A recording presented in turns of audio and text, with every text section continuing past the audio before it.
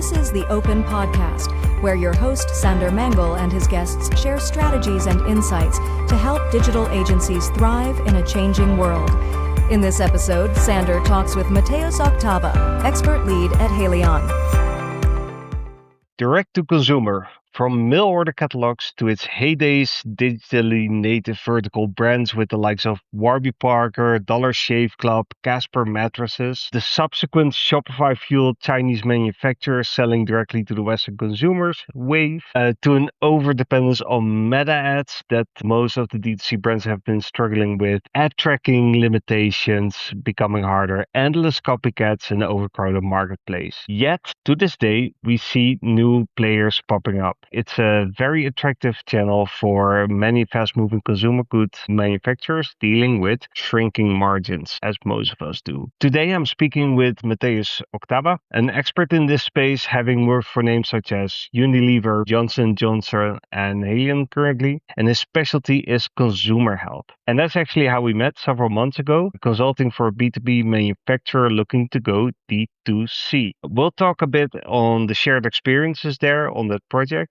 but more important, we'll be delving into the many examples that Mateusz has for us in this space and how to go D2C. So, Mateusz, let's start by the beginning. I think this is one that you've heard many times. I'm a manufacturer. I manufacture some products, right? I probably have a product that I'm very proud of. And I'm like, why would I be selling this through other channels, through stores? They take a lot of money. It's super expensive. Let me just build a Shopify shop and put it out there. Stop me if I'm wrong. Nah, come on. This is kind of a thing you hear everywhere, every now and then. I think the funny thing is sometimes you're not even a manufacturer yet. You will put down your own space, start a D2C business, find someone that will actually produce the goods for you, and then you can ship them. You can build your own brand. So if you're a lifestyle influencer and you want to have a range of facial care products, you can easily find even a company that will make it for you. You can find another partner that will actually do the marketing for you and all the D2C activities, and yet you put only the face on it and you have your own brand. So literally today, and literally I can tell you, I know people that it would take them about 3 months to launch something like that. So I would say this is the best time to live in. And it's the worst time to live in at the same time, you know? Funny enough, you mentioned Dollar Shave Club in the beginning. And, I smiled because I was at Unilever at the time the Unilever bought Dollar Shave Club. And I remember that we all understood that they're not buying a brand per se. They're actually buying a business model, right? And it was really amazing time to be at Unilever because there was the whole Unilever Foundry project. So there was kind of a platform that was aiming at investing in startups, building some joint ventures. So a lot of things were going around D2C. So if a Unilever, like a huge global consumer goods company is actually looking into that means something. That means there is something about it that will change the market. And I can say that, this transforms the market a lot. Thinking about, I'm always thinking about Kotler, when he said that internet is actually really removing the middleman a bit, right? So really enabling the conversation between the brand and the user of it. And I think that's the beauty in it. And, D2C is kind of a next level thing because you're literally removing the retail from the equation. And if you want to order Manuka honey from Crete and you want to have it shipped in 48 hours, you can do it. Like literally, there will be a tiny manufacturer, Yorgos, that has 200 beehives and they're doing the honey, which is super organic and super cool. You can have it shipped. And I think that this is the beauty of it. Come on, right now, I know a company that ships beefsteaks all over Poland. They have chilled packs. They're a D2C basically, and they just do it. So this is the best time to live in as a consumer, but I think it's the worst time to live as a manufacturer in this case because you have to navigate really complex competitive environment. You have to navigate also not an easy supply chain. At the end of the day, you have a very picky consumer that will leave a review that can make or break your business at the end of the day. So it's really funny, yet it's super fertile. And I think this is exactly the space for people who have something to say different, who want to challenge the category, who want to bring a new benefit. This is the time to be here because you can be easily heard. And I think that more than ever, it's dependent on your product. And I think that's the beauty of it. Yeah. It's a bit David versus Goliath, right? Where David can actually win from the Unilevers in this world. Exactly. And the fact that you call out Unilever buying Dollar Shave Club, not for brand, but for a business model, also tells me that this isn't easy, right? Just because you have a production line, just because you created a product that is doing well in stores doesn't mean that you put it on a web shop and it's going to sell. Yeah, I think, and I think about the project on which we met actually, that I think a lot about D2C is not only, it's about a shift in your mindset, in your business model than just using your capacity. It's a major shift. So my first job was actually at P&G, right? And it was a job in Hungary, and they showed us the first time factory. And I remember really one thing that they said that, right now, the production line that does tampons, they used to produce bullets on that. So basically they would produce ammunition on that. They were able to switch the production to tampons, which is a feminine care. So you have really two apart products, right? So they were able to restage their manufacturing, restage the manufacturing site into something really operational for a totally new product. And when you are a manufacturer, you can do that. Like you can bring a new production line, you can bring a new capacity. I've done maybe not a million, but I've done tens of projects when we're trying to set up a production for a new product within the existing line. And this is manageable. This is where your strong suit lies, right? You have a brilliant supply chain, you have a brilliant R&D, you can build something different within your operational. But when you try attempting a different business model, you hit a wall because it requires different thinking. It requires a different business model. It requires different people to run it. So when I mentioned that was done for the business model, that's exactly it. It requires a bit of a different approach if you want to scale it up, because it's no longer that you send a truck of products to a retailer that will actually distribute it for you to the consumers. You are the one responsible for that. So that means you need a different warehouse setup. You need a different kind of communication and so on and so on. So it's a major shift. And it's not easy. And you know that at the end of the day, Unilever sold Dollar Shave Club. They actually let them go free because they realized it's not easy to adapt it. Yet, this is funny. This year they bought another brand. They bought a US food supplements brand called Gruns. And once again, it's a direct to consumer. And I think that this is also something I'm following very close because I feel like, they're like 10 years smarter, or even like 13. I think it was 2013 when they bought it, right? So they're much smarter. They're in a different space and now they're reattempting it. So that means there is something but it took them years and they haven't cut it yet enough into this topic. So this really shows something. But if you're a smaller brand, if you start with that mindset, if you start building this capacity from ground up, I think that you have much more probability for success and you have much more probability to scale up. And this is the beauty of this business, that really someone with an idea how to manage the business model wins. FMCG is not set up for subscriptions, for example.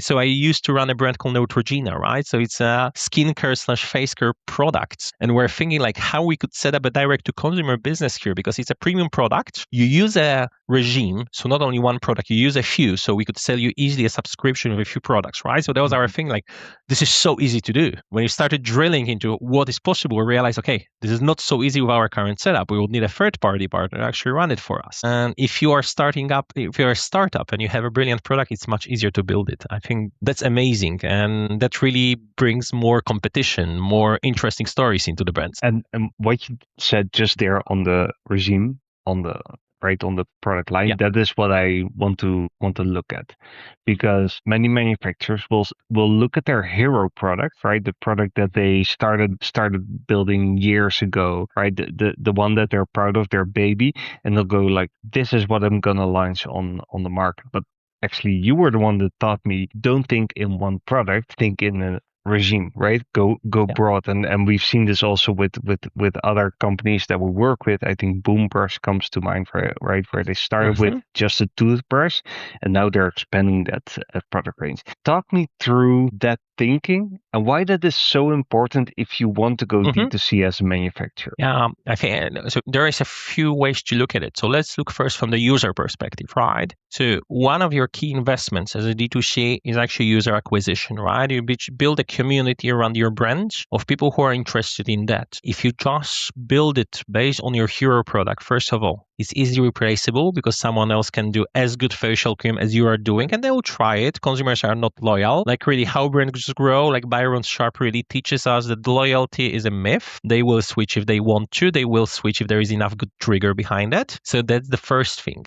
So you invested a lot, you have a community. So maybe there is a chance to actually pivot, give them something more, get them more engaged, build a regime, as we said, or build a ritual with that. Or maybe we can experiment with flavors. If you are in a toothpaste business, and you can run a different flavor. There is a brand I think they are operating now in Serbia and Balkans generally, like Serbia, Croatia, they're called Hello Smile. So their core product is toothpaste that they are selling. And the one thing they're playing with is actually flavors. And what I saw from them is a lot of people buy a range of products because they want to try out different flavors. And it's especially great product for Gen Z because it brings oral health at the same time with a pleasure of the right flavor. And simply enough, they just went to in different flavors, already building a wider offering, something you can choose from. And that's the second thing, choice, right? So we are much more prone to go for something if we have a list of choices, limited list of choices. Like there's too many choices, we'll get lost. But if you have few things to pick from, you'll always stay within that area because you have this feeling, okay, there is something that really fits my needs. I can choose from that.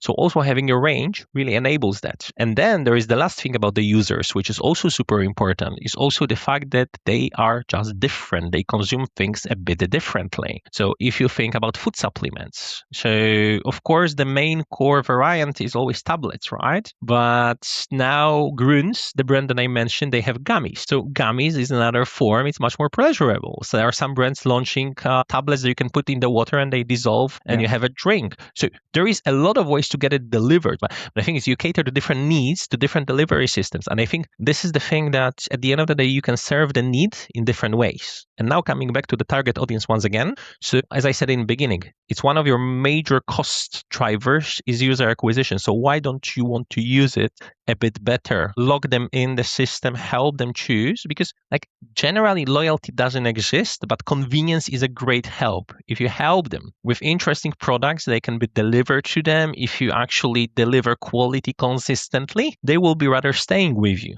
They don't have enough of a trigger to go and choose something else. So I think this is super important to come up with a range and keep on innovating, because that's actually a conversation I had with someone the other day. You know, that one of the key triggers for purchase is also new news. And being like a FMCG person, you know, like we always were looking what could be the new news now in a new campaign for a consumer, something that really resonates with them, right? So this kind of a new news is always best delivered for a new product, new variant, new story to tell, which you can try out. And here is one great example. There is a Polish brand that I really cherish. They are called Glove. So they came up with a glove, actually, that helps you remove makeup with you don't need any liquid, you don't need any cosmetics, you just need water and this glove, right? So very simple, very easy product. How do you grow from there? And apparently they have a lot of ideas. They actually really enter the space of beauty devices and they are really extending their ranges. And you know, the brilliant thing is they started with a 10 euro glove that removes your makeup. Now they have 150 euros worth of devices they can sell to you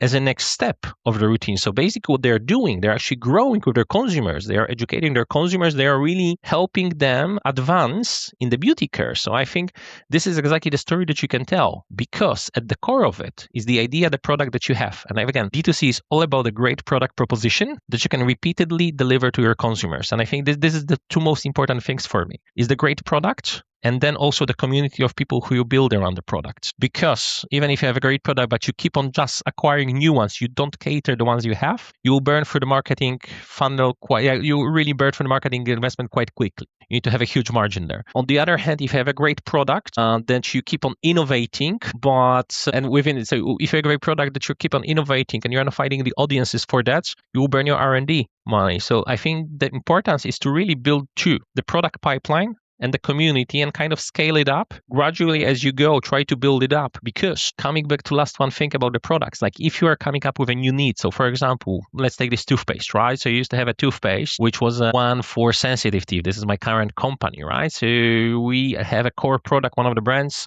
I really love it because it really touches about sensitivity, which is a huge need state. It's 30% of the people. But once we build this brand, we thought, okay, what is the next need state you have? And then we realized it's the bleeding gums. And it's almost about 20% of the people, right? So this is another need state we can build. And we can build around this kind of need state, different products, keeping your core competency as a designer of expert toothpaste. So it's all about innovating at the same pace to reach new product portfolio with new people. And I think this is the golden formula.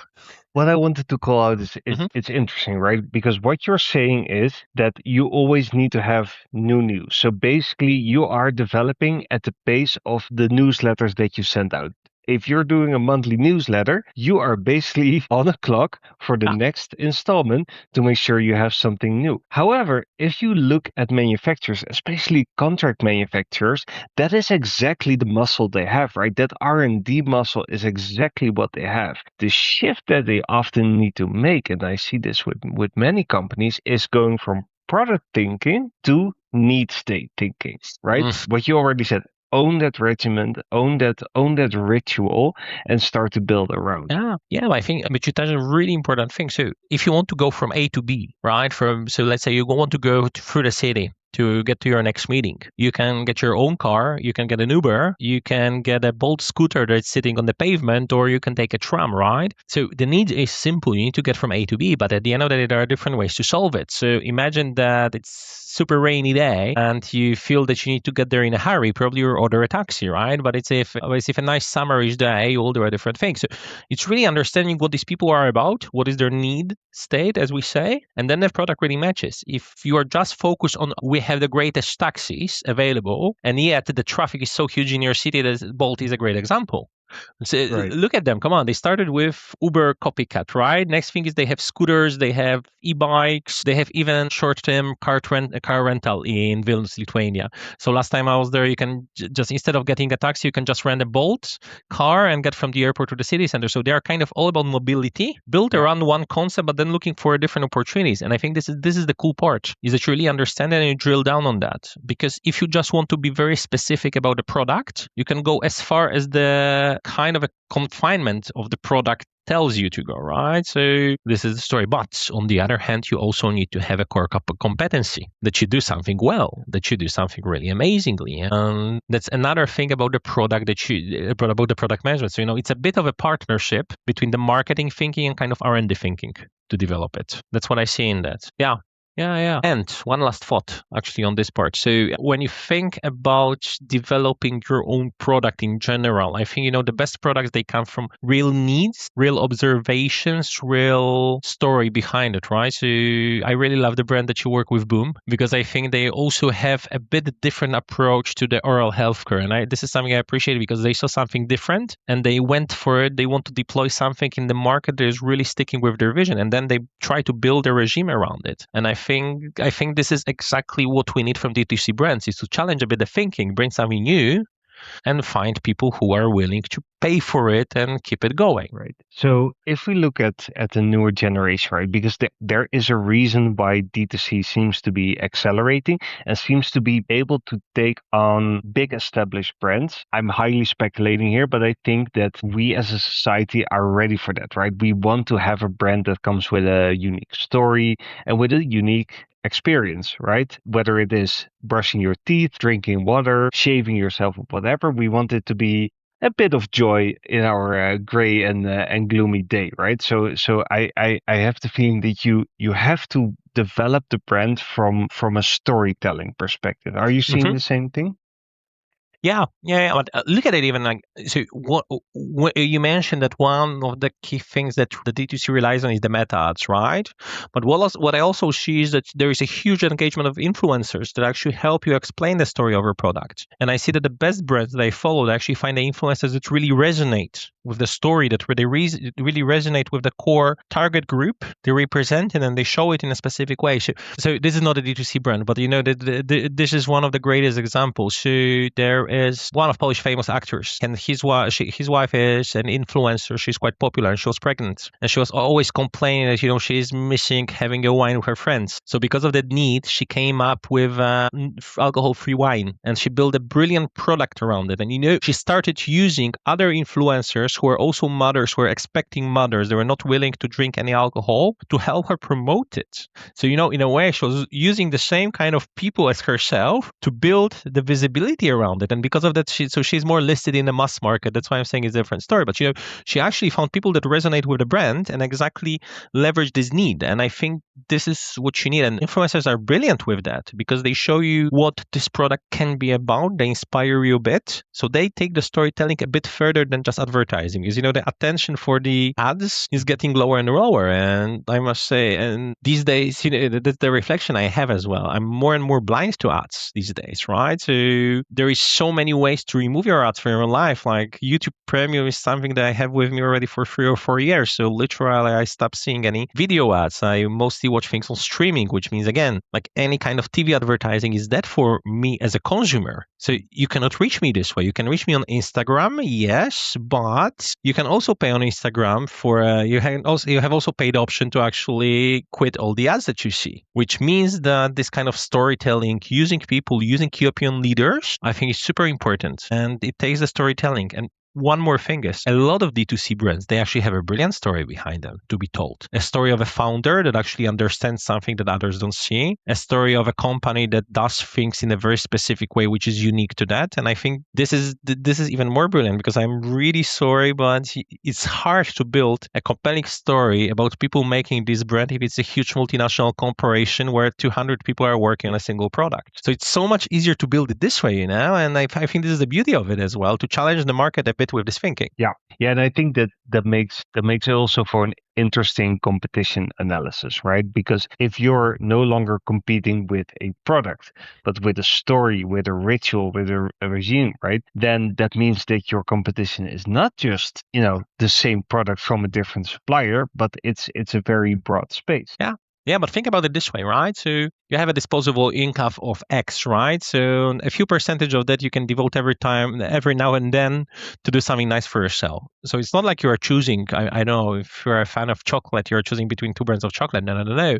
You'll either get a very nice artisan chocolate or you will get some other treat. You can even have D2Cs for ice cream, by the way, and they deliver the frozen ice cream to you, to your doorstep overnight. So literally you have a choice. So it's all about, again, need state and what comes into that, what you can spend on, because at the end of the day, I think that this is the change. So I remember, I'm a huge coffee fan, and I remember you are as well, right? So I always try to buy really good grain, and because at home I'm no longer really enjoying any kind of alcoholic drink. I think it's like I'm not used to that anymore, right? So coffee kind of replaced it for me. And then I'm talking to a friend who is a huge wine fan, and he says like I cannot choose. I will not go for a more expensive coffee because I really like my expensive wines. And I realized that, I treat myself with coffee. He treats himself with a wine, but neither of us are planning on spending on something else. But maybe if something comes up, I'll take my coffee budget, which is more of a hobby, than rather my daily dose of caffeine. And I'll spend it on that because, this is something that I'll use exactly to reward myself, to do something nice. And I think these choices are a bit on the level of a need state and fulfilling your needs than only competing brand. And one more thought on that is that when choosing these brands as well, when you have a chance,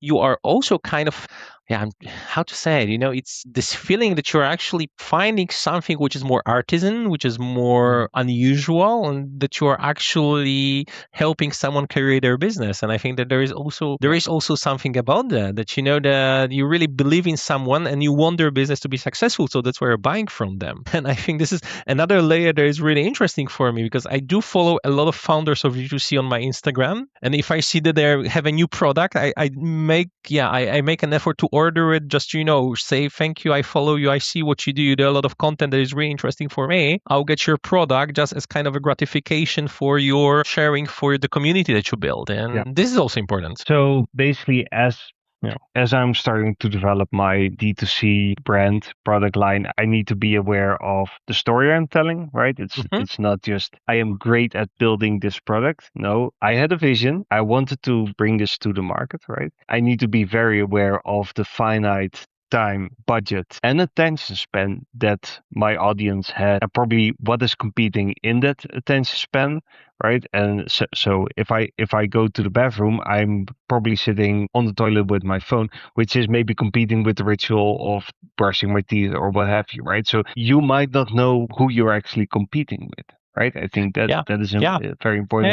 We've Yeah. seen that a lot. Remember, I read an article which had a very nice, interesting title. So that was probably like more than 10 years ago, because the title was like, "Is your app more interesting than Angry Birds?" And basically, the author was actually arguing that a lot of brands are developing the apps to increase the brand experience, yet the experience is not that highest quality. And at the end of the day, you cannot get people to use these apps if they're not as interesting as Angry Birds, which at that time was really attracting the attention. And I think there is a lot of truth in that, that you need to be aware what people are choosing instead of you at the end of the day to really be able to truly compete with that, to really truly understand it, why this occasion is better than the other. Because that's the hard part, but this is the important part. And as you started saying, like if you're a founder of a D2C brand, the most important thing, like the kind of cardinal rule, is go talk to your consumers and literally use the social media, use any way you can to get the feedback and keep listening to the feedback. I think these are the two distinctive things. First of all, really start with a human truth and understanding the people you want to serve, but in the long run also try to follow their feedback, try to follow their needs, because product portfolio development is all about really understanding how people use your product, what do they use it for. And so there is an example I really like. So there is an influencer who is really into this, who is all about a bit feminism, but also generally kind of modern, looking at equality. So she is a great advocate of the equal pay. So a lot of topics are very important socially, but she is also very vocal about menstrual care. And she started the brand Hi Bestie, and this Hi Bestie brand is basically a menstrual disc. So she started with a D2C, and the next step was actually, so she was listening to her community, and the next part is that what I saw is that first of all, she entered mass market because some people were expecting that this product is more available. So she partnered with Rossmann, which is available in every city in Poland. Second thing, that she also launched organic cotton tampons because she felt like, okay, there are still people that are choosing a single-use product. So I know this is exactly a person that is literally talking to their community all the time. And I really see now on her Instagram, on her stories, she posted so many screenshots from the conversation with the consumers. And, looking, so this is actually, I think, already kind of a 10 million PLN brand, like more than 3 million euros brand in the market. Yet she still keeps on talking to the consumers, using her Instagram account to collect the feedback to understand. And I think this is brilliant because this is a fuel for all the future development. This is really, because this really uncovers the little truths that then you can act on. Join us next week for part 2, where we get more practical,